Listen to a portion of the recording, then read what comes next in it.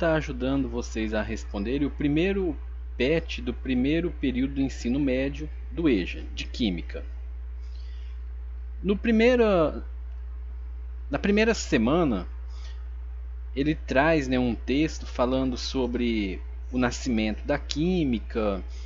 Então ele traz aqui como que descobriu o fogo. Ele vai trazer também a diferença, né, entre a alquimia e a química. E aí logo em seguida ele traz, né, algumas questões relacionadas ao texto. Então a primeira questão, né, do primeiro exercício aqui: de que maneira o domínio do fogo influenciou o modo de vida do homem primitivo?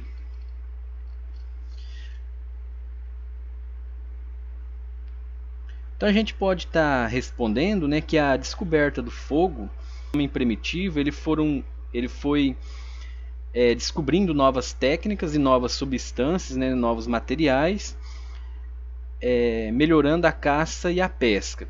E eles começaram também a aquecer do fogo, a cozinhar seus alimentos, a fabricar objetos pontiagudos, melhorando, né, a caça e a pesca. Na letra B, cite algumas transformações químicas conhecidas desde o início da humanidade. Então a gente pode citar várias transformações, né? A gente pode estar citando, por exemplo, a combustão, né, da matéria orgânica, cozinhar os alimentos, a fermentação de bebidas alcoólicas. Então a gente pode estar citando aí várias respostas, né, para essa pergunta. A próxima questão: em que a alquimia contribuiu para o desenvolvimento da química? Então, a tentativa, né, dos alquimistas tentarem encontrar algo, né, como a pedra filosofal, o elixir da longa vida. Então eles foram aperfeiçoando suas técnicas, né, e descobrindo novas substâncias e curas, né, para certos tipos de enfermidades.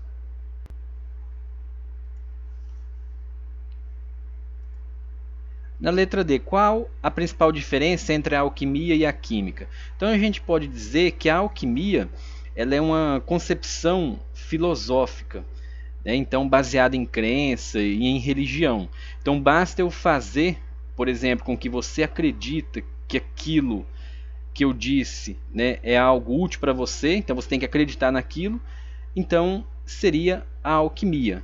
Já a química, já ela é um pouquinho diferente, já ela é baseada em fatos, né, experimentais, ela já é uma concepção não filosófica. Então, para você fazer um experimento, né, a realizar aquele experimento, você tem que repetir várias vezes e comprovar toda uma comunidade científica para que aquele experimento seu, aquele produto, né, que você desenvolveu, seja útil, né, para a sociedade.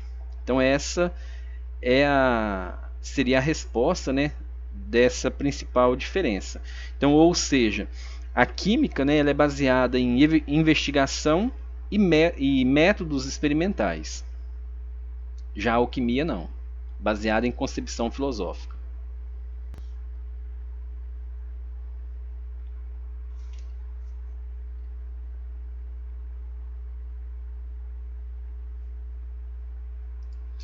E a letra E, cite algumas contribuições da química no nosso cotidiano. Então a gente pode, né, dizer que tem várias contribuições. Então basta você olhar para o lado, os materiais, a substância que está ao seu lado, né, ela passou ou passa por um processo químico, né? Então a contribuição da química para o nosso cotidiano são os bens de consumo que a gente tem, né, as ferramentas que a gente pode trabalhar hoje. Então tudo passa por um tratamento ou um processo químico, desde a nossa respiração, né, até um computador, um tablet, um celular aí de última geração. A gente vê que tem vários componentes aí ligados, né, à química, às substâncias químicas.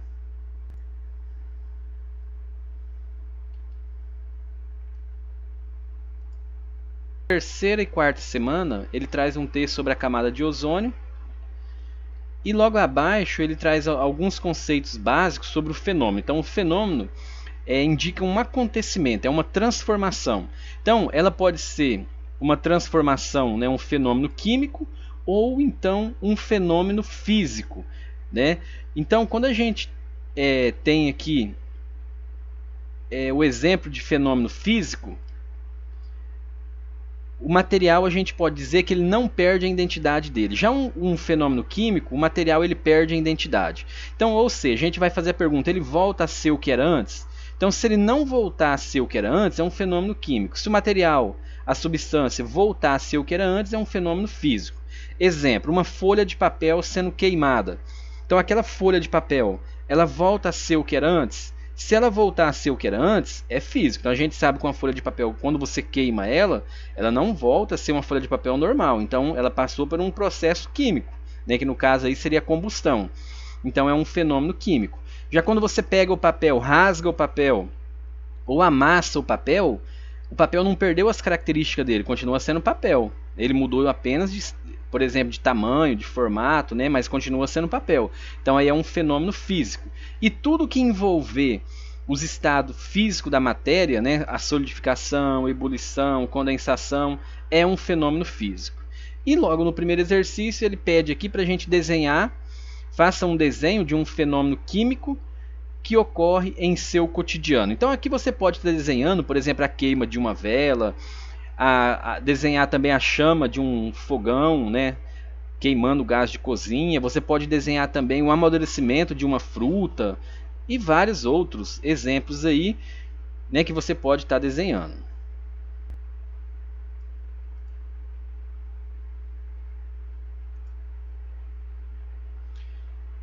Já no segundo, faça um desenho de um fenômeno físico que ocorre em seu cotidiano. Então, um exemplo de fenômeno físico, você pode estar desenhando, né, por exemplo, o gelo derretendo, você pode desenhar amassando um papel.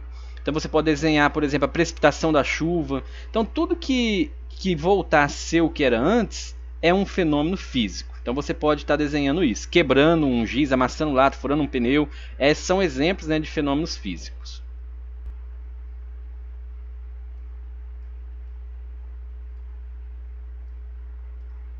Terceiro, classifique as alternativas referente em fenômeno químico ou físico. Então, fenômeno químico é quando o material perde a identidade, físico, o material não perde a identidade, ele volta a ser o que era antes. Então, na letra A, produção de plástico a partir do petróleo. Então, o plástico ele volta a ser petróleo, né? Então, ele não volta a ser petróleo, ele passou por um processo químico, então nunca mais ele vai voltar, né, a ser petróleo. Então, aqui no caso seria um fenômeno, né, químico. Então vamos escrever aqui.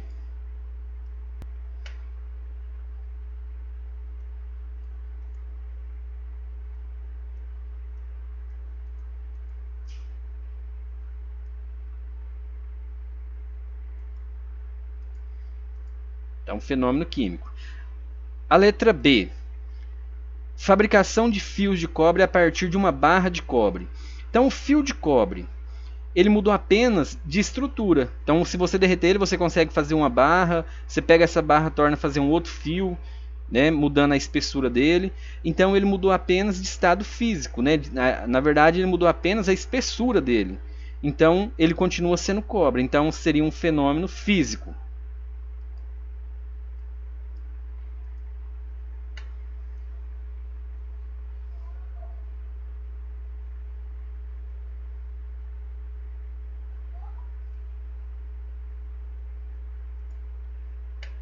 A letra C. A fabricação da coalhada a partir do leite. Então, o leite coalhado, ele volta a ser um leite normal? Então, você colocou coalho no leite, ele nunca mais vai voltar a ser um leite normal. Então, ele passou por um processo químico. Então, aqui a gente vai classificar ele como um fenômeno químico. A letra D. Desaparecimento do açúcar ou sal de cozinha quando colocado e agitados em pequena quantidade, em determinado volume de água. Então, se você pegar aquele sal, né, misturar ele na água, você vai perceber que ele vai desaparecer. Mas se você pegar uma panela, por exemplo, um recipiente, e aquecer aquela água, a água evaporar, você vai perceber que todo o sal, né, todo o açúcar ali vai ficar no fundo do recipiente. A água evapora, o sal vai cristalizar no fundo. Então você recupera o sal ou o açúcar aí no caso. Então aqui a gente vai classificar como um fenômeno físico.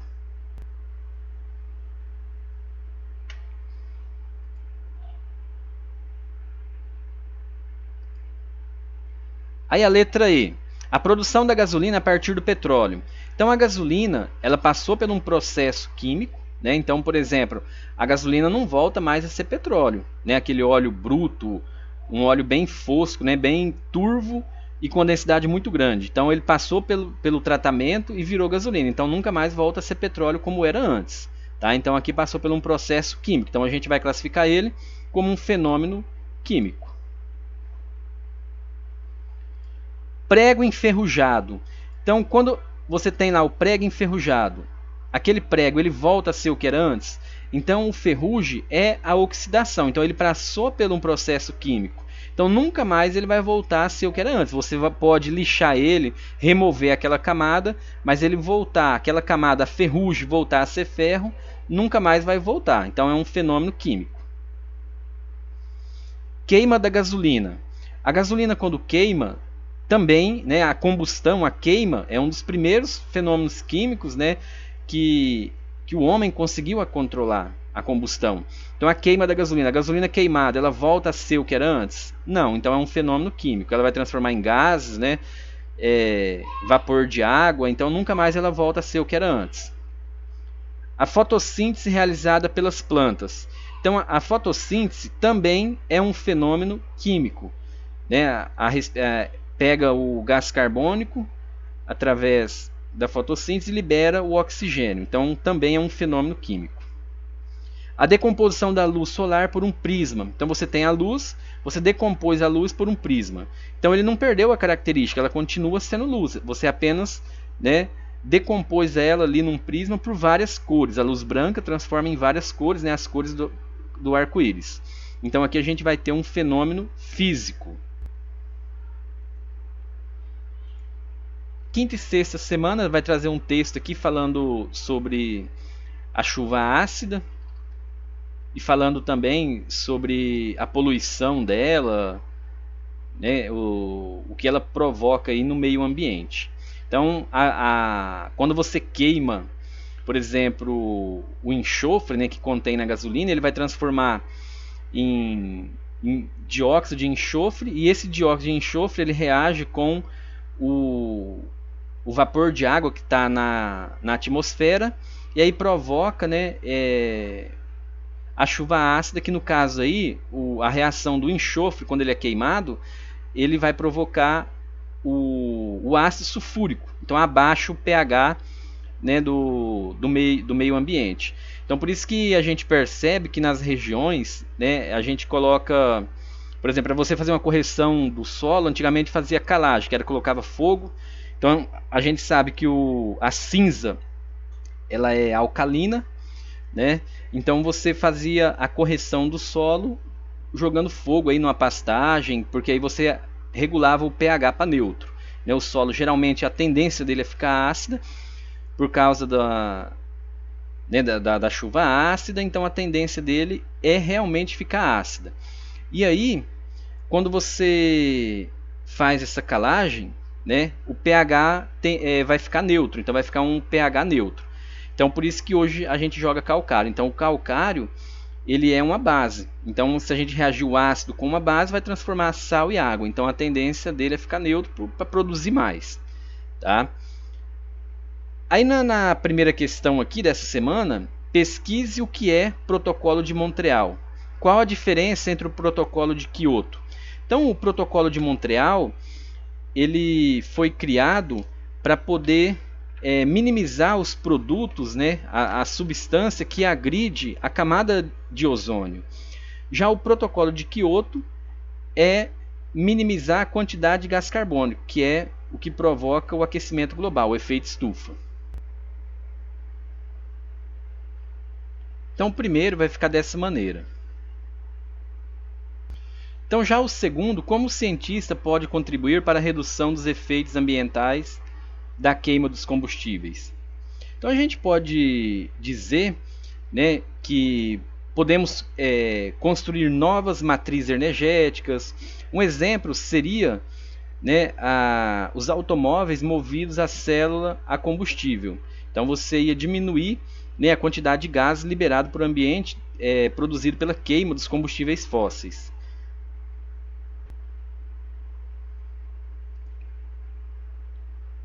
Terceiro, relacione medidas que poderiam ser adotadas pela população em geral, pelo governo, pelos empresários e pelos institutos de pesquisa, ciência e tecnologia, para diminuir a poluição atmosférica oriunda dos automóveis.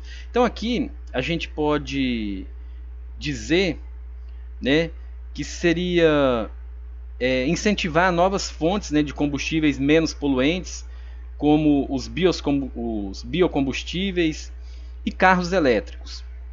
E também é, incentivar a população, né, a usar o transporte público nos grandes centros e também fazer rodízio de carros.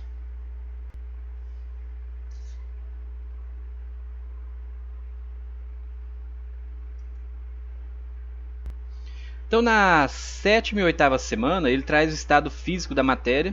Então, a gente tem que entender os três estados físicos da matéria, que é sólido, líquido e gasoso. Então, no estado sólido, a gente percebe que a força de atração entre as moléculas é muito grande. Então, as moléculas ela está unida bem próximo uma das outras. Então, apenas o movimento vibratório. Já no estado líquido, então as partículas estão mais distantes um pouco uma das outras, né? E o movimento apenas de deslizar uma sobre a outra. E no estado gasoso, a partícula está mais afastada ainda, ela tende a ocupar o maior volume possível, né? Então a força de atração dela praticamente é nula. E aí a gente tem que entender os estados físicos da matéria, a mudança de estado físico. Então, por exemplo, do sólido para o líquido, a gente tem a fusão, do líquido para o gasoso, a gente tem a vaporização, do gasoso para o líquido, a gente tem a condensação ou liquefação, e do líquido para o sólido, a gente tem aqui a solidificação.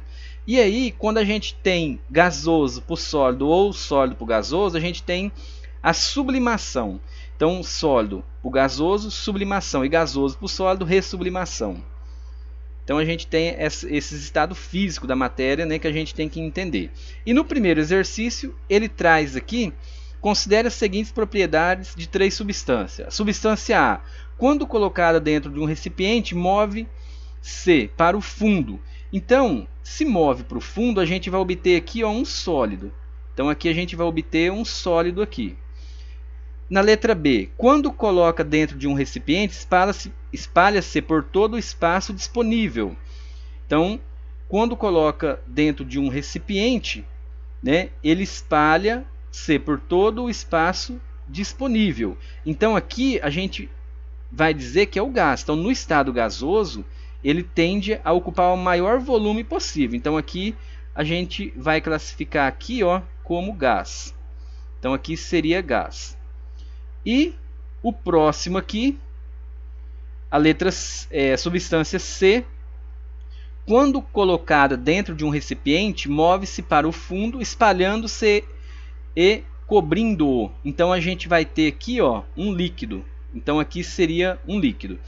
Então qual que seria os estados físicos da substância A, B e C respectivamente? Então o A seria sólido, gás e líquido. Então vamos ver aqui, ó, sólido, líquido e gasoso. Não, é sólido, gasoso e líquido. Então a letra D. Então a resposta aqui, né, desse exercício é a letra D.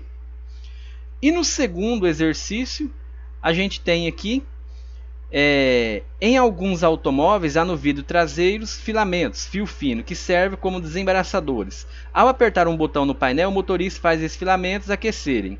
E por causa disso, o vidro é desembaçado. Propõe uma explicação para o fato de os filamentos aquecidos desembaraçarem o vidro. Então, na verdade, aqui a gente vai ter no vidro a condensação. Então, a parede do vidro ela vai estar bem uma temperatura menor, né, que a parede interna, e aí o vapor de água vai condensar no vidro desse automóvel, fazendo com que ele embace. Se você aquece, você vai estar fazendo com que aquele vapor de água se transforme em líquido, e ele vai estar escorrendo. Então é isso que vai acontecer. Então a resposta vai ficar: o vidro é aquecido, fazendo com que se desembaça a condensação provocado pela troca de calor entre o ar externo da rua com o ambiente interno do carro. Então é isso. e até a próxima. Obrigado pela atenção.